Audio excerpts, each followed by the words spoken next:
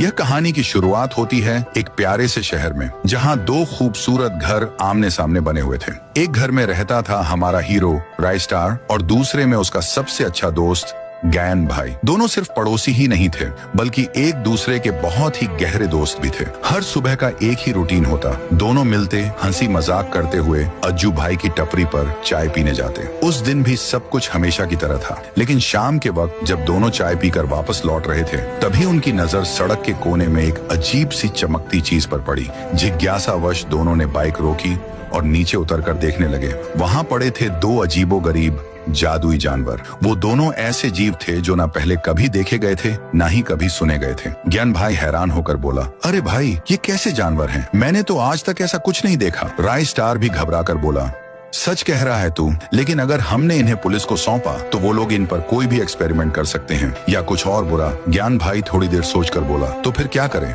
राय star ने कहा, एक काम करते हैं, एक तू अपने घर ले जा, एक मैं अपने घर ले जाता हूँ, हम ही इनका ध्यान रखेंगे। और फिर दोनों ने एक एक जानवर अपने अपने घर ले गए। दोनों ने उन जानवरों के नाम रखे, चांगू और मांगू। समय बीतता है और चांगू मांगू धीरे धीरे बड़े होते हैं। राय स्टार और ज्ञान भाई उनके साथ हर दिन समय बिताते, खेलते, हंसते, मस्ती करते। वो दोनों जानवर भी अब इनसे ऐसा जुड़ गए थे जैसे एक परिवार बन गया हो। लेकिन कहानी में ट्विस्ट तब आता है, एक दिन जब राय स्टार और ज्ञान भाई चांगू और मंगू के साथ मार्केट जा रहे थे, तब एक अनजान आदमी उन्हें घूरता है। उसके चेहरे पर एक खतरनाक मुस्कान आ जाती है। वह सीधा शहर के सबसे बड़े माफिया देवा भाई के पास जाता है। देवा भाई, जो जानवरों के गैर कानूनी व्यापार का मालिक था, उसने अनगिनत दुर्लभ प्रजातियों को कैद कर रखा था। वो आदमी कहता है, देवा भाई, मैंने दो ऐसे जानवर देखे हैं जो आपके पास वाले किसी भी जानवर से ज्यादा ताकतवर लगते हैं। देवा की आंखों में लालच झलकने लगता है। बस लोकेशन बता, काम मेरा। वो आदमी देवा को राय स्टार के घर के पास ले जाता है। देवा कहता है,